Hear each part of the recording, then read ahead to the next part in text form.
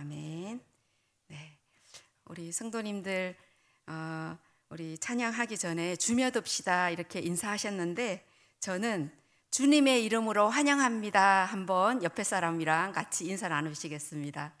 네, 주님의 이름으로 환영합니다. 네, 영어로도 해보겠습니다. 웰컴. 네, 잘하셨습니다. 네, 이 웰컴 환영합니다라는 인사는 참 좋은 인사말입니다. 왜냐하면 이 인사말은 있는 그대로 받아들여진다는 것, 어떤 조건이나 요구도 필요 없이 그냥 있는 그대로 이렇게 환영받는다는 그런 뜻입니다. 네, 우리 성도님들 혹시 주식회사 대교에서 나온 눈높이라는 학습지를 들어보셨지요? 네, 이 눈높이라는 광고 문구를 보면은요, 아이의 눈높이를 맞추면 공부가 즐거워져요 이렇게 돼 있어요. 공부가 즐거워지기 참 힘든데 아이의 눈높이에 맞추면 공부가 즐거워진다니 우리 성도님들의 손주님들이나 또 아니면은 자녀들에게 이 눈높이 교육을 꼭 하시길 바랍니다. 눈높이에 절대로 광고비, 홍보비 받은 거 아닙니다. 네, 이 눈높이라는 것은 제가 이제 그 뜻을 찾아보니까 상대방의 생각과 마음의 정도를 같은 수준에 맞추어서 바라보아 준다라는 그런 뜻을 갖고 있었습니다.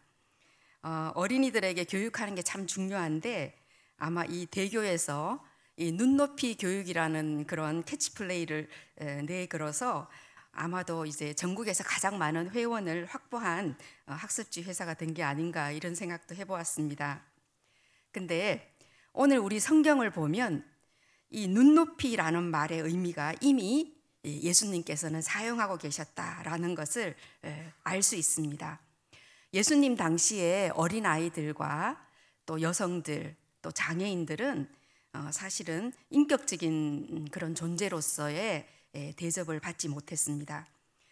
특히 이 어린아이들과 여성들은 남성들의 소유물이며 재산으로 취급되어졌기 때문에 언제든지 필요에 따라서 이렇게 사고 팔 수도 있는 그런 존재들로 취급되어졌다 그렇게 볼 수 있습니다. 그런데 오늘 예수님께서는 어린이들을 인격적인 존재로 받아들이시고 그 어린이들 속에 있는 선하고 아름다운 특성을 유감없이 오늘 드러내 보여주신 것을 볼 수가 있습니다. 뿐만 아니라 예수님은 오늘 우리가 읽은 본문을 통해서 이러한 선하고 아름답고 또한 연약하고 또 누구의 도움 없이는 살아가기 힘든 이 어린이들의 특성을 들어서 천국의 시민의 가치관에 대해서도 말씀해 주고 있습니다. 그러니 이 어린아이의 특성이라고 하는 것은 우리 성경의 말씀에 비추어 볼 때에 천국 시민으로서의 가치관 혹은 자격 이런 것들을 갖추는데 매우 중요한 그런 이미지다 그런 생각을 해보게 됩니다. 그래서 오늘 어린이를 영접하는 것이 어떤 의미인지 이 말씀을 통해서 조금 더 자세히 묵상해 보도록 그렇게 하겠습니다. 오늘 우리가 읽은 이 마태복음의 본문은 누가복음과 마가복음에 모두 실려 있는 그러한 말씀입니다. 아마도 이 복음서 기자들이 이 말씀을 모두 다 자신의 복음서에 기록한 것은 이 말씀이 굉장히 중요했기 때문이겠지요. 오늘 본문의 주제, 천국 시민으로서 꼭 명심해야 할 핵심적인 가치관, 그것이 바로 오늘 이 본문에 실려 있기 때문입니다. 18장 1절을 우선 먼저 딱 보니까 그때에 제자들이 예수께 나와 이르되 천국에서 누가 크니까 이렇게 제자들이 예수님께 질문을 드렸습니다. 왜 이런 질문이 나왔을까요? 우리 오늘 본문의 앞에 17장 22절에서 23절을 보면 예수님께서 갈릴리에 모일 때에 제자들에게 이제 내가 다시 이 사람들의 손에 넘겨져서 죽임을 당하고 제3일에는 살아난다라는 두 번째 순환을 예고하시는 그런 말씀을 볼 수가 있어요. 그런데 그 일이 있고 난 후에 성전세를 내는 에피소드가 그 중간에 들어가고 그 다음에 바로 이 제자들의 질문이 나옵니다. 어떻게 보면 굉장히 생뚱맞기도 하고 또 이렇게 철딱서니가 없는 제자들이 있을 수 있을까? 이런 생각을 들게 하는 그런 질문이죠. 아마도 이 질문은 우리가 이제 마태복음 16장에 베드로가 가이사랴 빌립보에서 주는 그리스도시요 살아계신 하나님의 아들이십니다 하는 위대한 신앙을 고백했습니다. 그리고 또 그 후에 예수님의 변화산성에서의 영광스러운 경험에 베드로와 요한과 야고보 이 세 명의 제자들만 차출되어서 그 아주 중요한 경험을 하게 되죠. 그리고 오늘 본문 바로 앞부분인 제가 말씀드렸던 두 번째 순환 예고의 뒤에 따라 나오는 17장 24절 이하의 에피소드 성전세를 내는 부분에서 예수님께서는 베드로에게 이렇게 얘기하시죠. 낚시를 해서 고기를 잡아가지고 그 물고기의 입을 열면 한 세겔이 있으니까 그 세겔에 원래 성전세는 반 세겔이잖아요. 그러니까 이제 네 거랑 내 거를 이제 내라 이렇게 말씀을 해주셨습니다. 아마 이 성전세를 내는 에피소드에 베드로만이 관여해 있는 것을 우리는 볼 수가 있죠. 아마도 제자들은 이 특별한 총애와 관심을 받는 그 예수님의 주변에 있는 제자들, 특히 이 베드로에 대한 뭔가 그 불안감 또 혹은 뭔가 좀 더 중요한 자리를 차지하고 싶은 욕심 또 소외될까 봐 두려운 마음 이런 것들이 작동을 했을지도 모르겠습니다. 이 제자들 마음 안에 이러한 에피소드들이 쭉 연결이 되면서 그들 안에 알게 모르게 분쟁과 갈등이 점차적으로 조장되면서 고조되고 있었다는 것을 우리는 이해해 볼 수가 있습니다. 그리고 예수님은 좀 전에 소개해 드린 것처럼 17장 22절 23절에 두 번째 순환을 예고를 하시게 되는데요. 제자들은 아마 한껏 이제 새로운 하나님의 나라가 이 이스라엘의 건설이 되면 한 자리씩 차지하겠거니 하고 이 높은 자리를 바라보면서 부풀어 있었을지도 모르겠어요. 그러나 예수님의 이 순환에 대한 예고는 제자들을 몹시 당황하게 하고 불안하게 만들었을 것입니다. 그래서 제자들이 매우 근심하더라 하는 말씀을 마태복음 17장 23절에서 마태가 명백하게 기록을 해주고 있습니다. 자, 이러한 때에 예수님께서는 어떻게 제자들의 질문에 답변을 하셨냐 하면 한 어린아이를 불러서 거기다가 세워놓고 이 고조된 감정으로 변론하던 제자들 사이에 이렇게 말씀하십니다. 3절에 진실로 너희에게 이르노니 너희가 돌이켜 어린아이들과 같이 되지 아니하면 결단코 천국에 들어가지 못하리라. 이 천국에서 누가 가장 큽니까? 라는 그 질문에 하나님의 은혜에 의해서 주어지는 마음의 변화를 경험하지 아니하고 이 어린아이와 같이 겸손하게 되지 않으면 이 천국 시민이 아예 될 수도 없다. 이러한 경고의 메시지를 예수님께서는 제자들 앞에 내어놓게 됩니다. 그리고 예수님은 4절에 말씀합니다. 누구든지 이 어린아이와 같이 자기를 낮추는 사람이 천국에서 가장 큰 자니라. 어린아이와 같이 겸손해지는 자가 천국에서 가장 큰 자라고 말씀해주고 있는 것입니다. 여기에서 제가 이제 겸손이라는 용어를 조금 더 본래의 뜻에 가깝게 말씀을 드린다면 멸시나 천대 어떤 굴욕 속에서도 자신을 낮추어 하나님의 말씀을 전하고 실천함을 기쁘게 여기는 상태다. 이렇게 말할 수가 있습니다. 예수님은 이어서 5절에 말씀하십니다.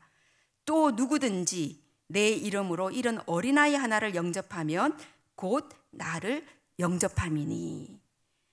3절에서 제시한 것처럼 어린아이들과 같이 겸손의 의미를 더욱 깊게 해서 어린아이의 연약한 부분을 들어서 예수님께서는 말씀하고 계신 것입니다. 어린아이와 같이 연약하고 미천하고 또 다른 이의 도움을 의지해야 하는 그러한 사람이 우리 교회 공동체에 있다면 그 사람은 결코 무시되어서는 안 되고 오히려 더 큰 사랑의 대상이 되어야 한다라는 것을 말씀해 주고 있는 것입니다.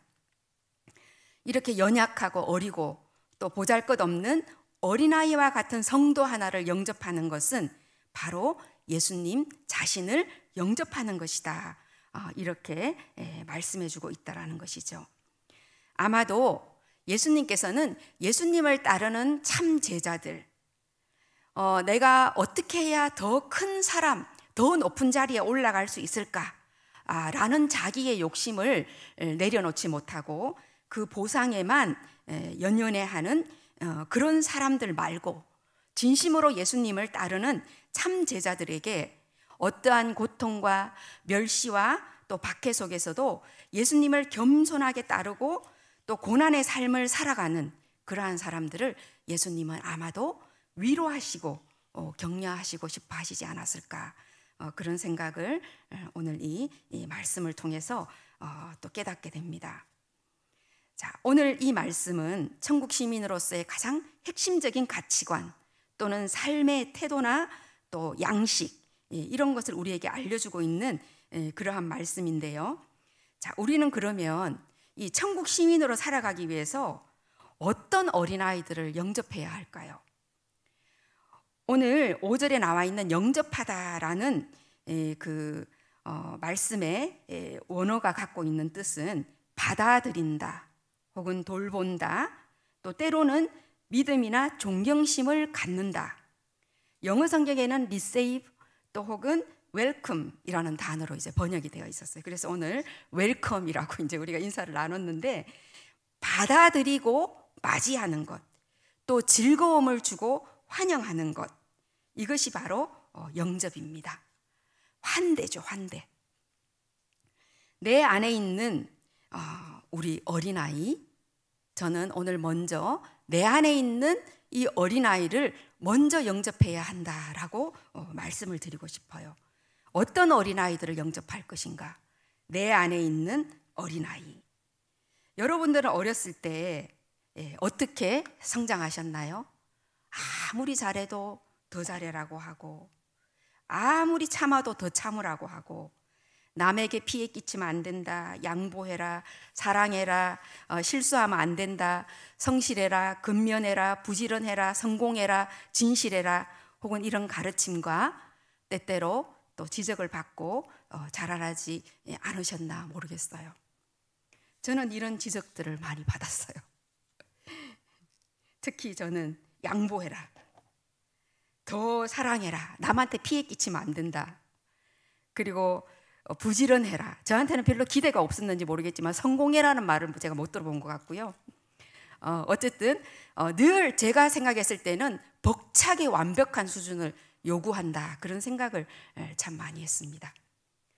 또 우리는 어린 시절에 어린아이들은 존중과 사랑을 받아야 되는데 때때로 조그마한 실수에도 너무 가혹한 대접을 받거나, 또 혹은 뭔가 성취했을 때에만 인정을 받았거나, 그렇지 않다면 내가 감당할 수 없는, 그 아이가 감당할 수 없는 너무 큰 좌절을 경험했을 때, 예를 들면 양쪽 부모 중에 누구 한 분이 돌아가셨다든지, 이혼했다든지, 실직을 경험했다든지, 큰 질병을 앓고 계신다든지, 이러한 그 아이가 감당할 수 없는 그런 큰 좌절을 경험했다면 이 아이는 아주 상처가 많은 더 조그만한 어린아이일 가능성이 있죠.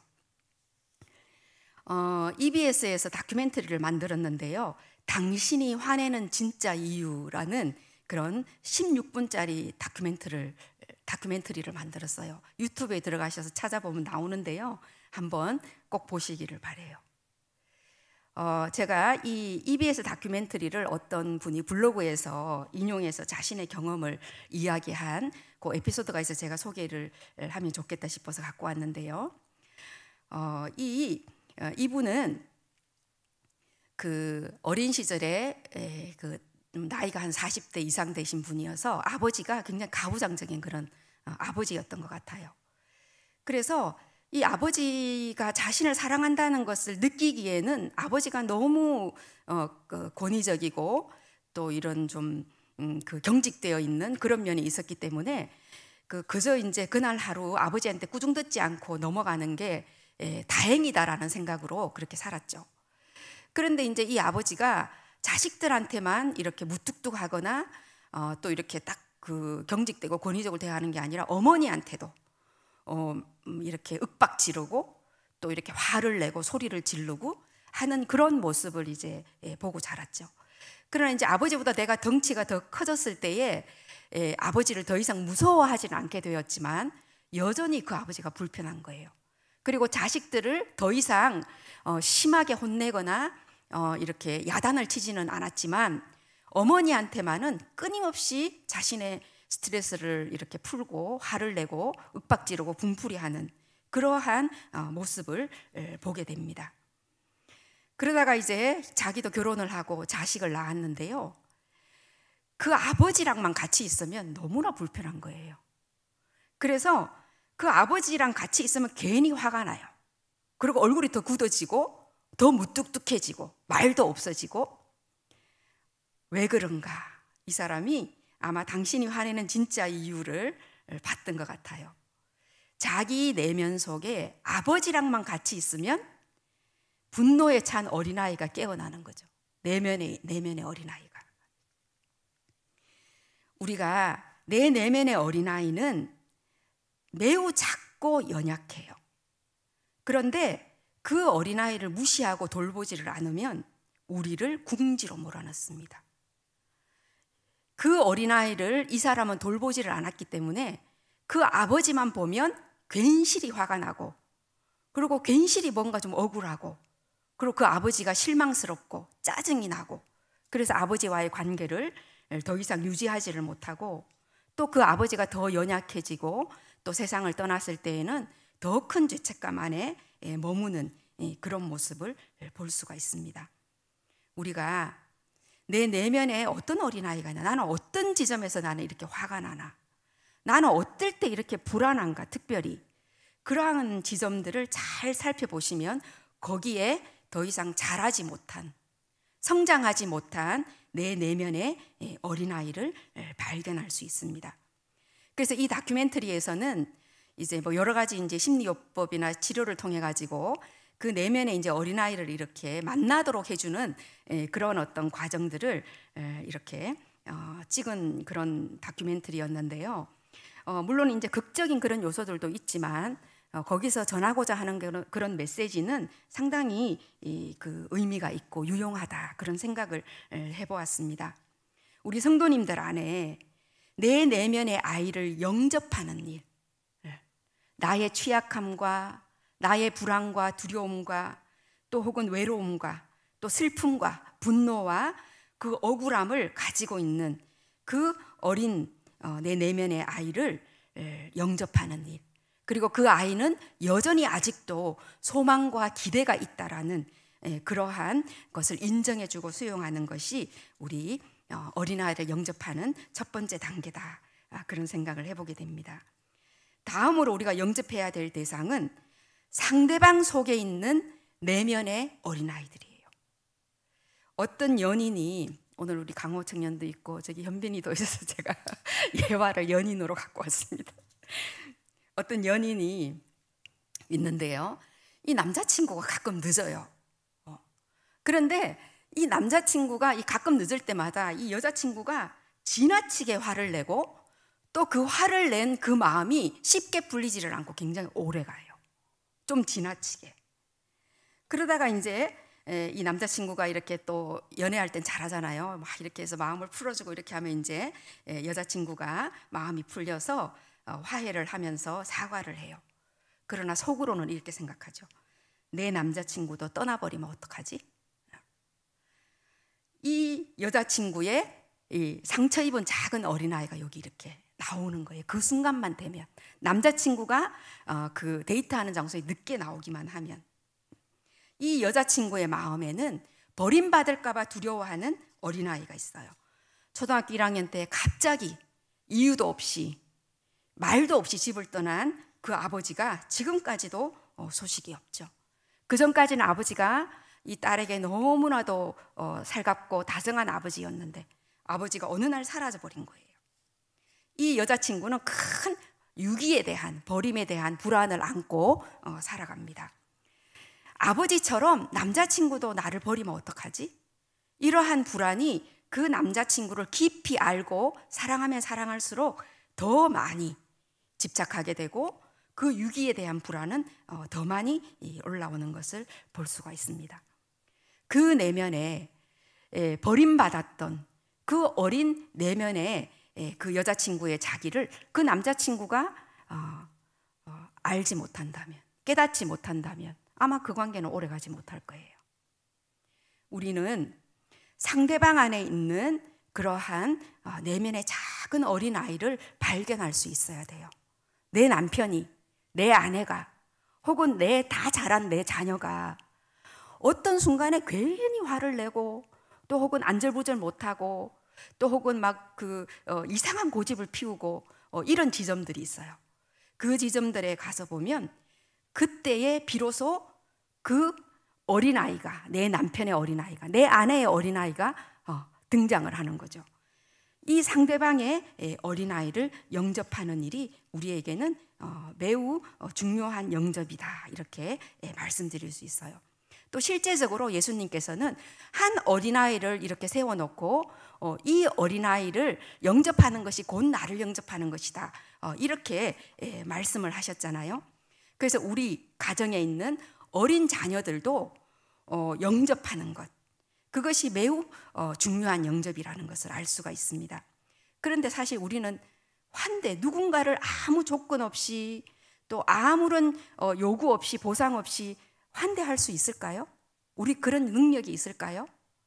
우린 그런 능력이 없어요. 손주한테는 좀 낫죠. 손주한테는 좀 더 환대가 돼요. 그러나 자식은 환대가 잘 안 됩니다.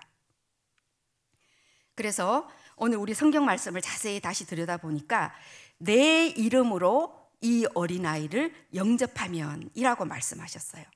다시 말하면 우리는 영접할 능력이 없기 때문에 예수라는 이름의 근거 위에서 이 어린 자녀들 혹은 우리 가족의 내면에 있는 혹은 내 주변에 내 친구의 또 혹은 우리 교회 공동체 안에 그 내면에 있는 어린 아이를 예수 그리스도의 이름 위에서 우리는 영접할 수 있다라는 거죠. 이것은 정말로 객관성을 둔 그런 표현이 아닐까요? 내 가족 혹은 내 자녀들은 내 것이나 내 소유물이 아닙니다.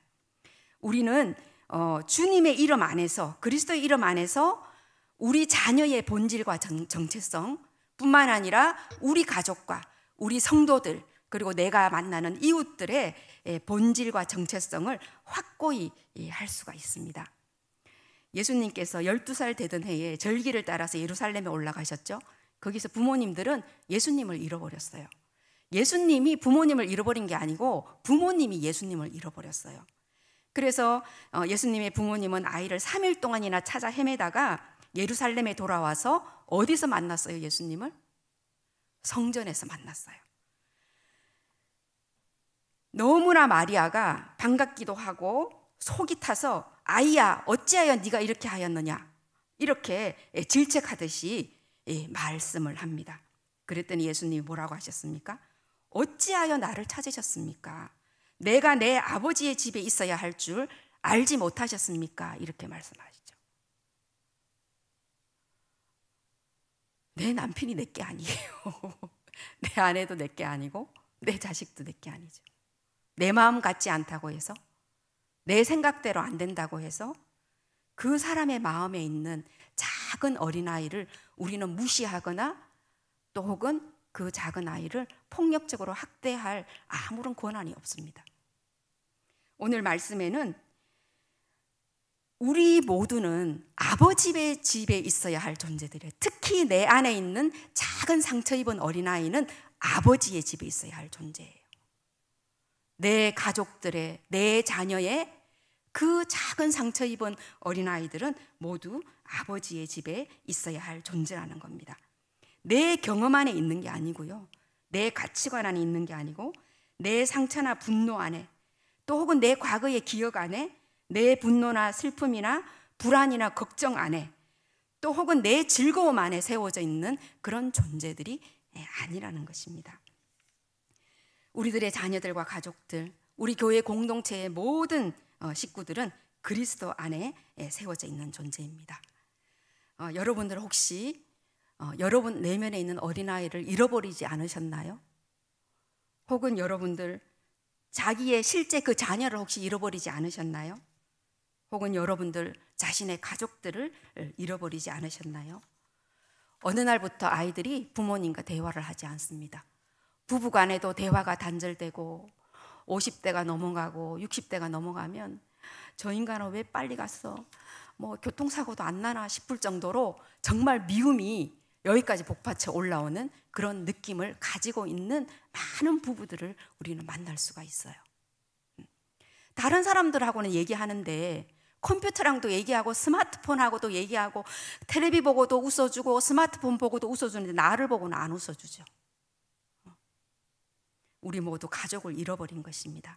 하나님의 집에서 만나야 할 가족들을 우리는 내 욕심과 불안과 기대, 그런 것들로 인해서 하나님의 집도 잃어버리고 내 가정도 잃어버릴 수도 있다는 것을 우리는 생각해 보아야 할 것입니다.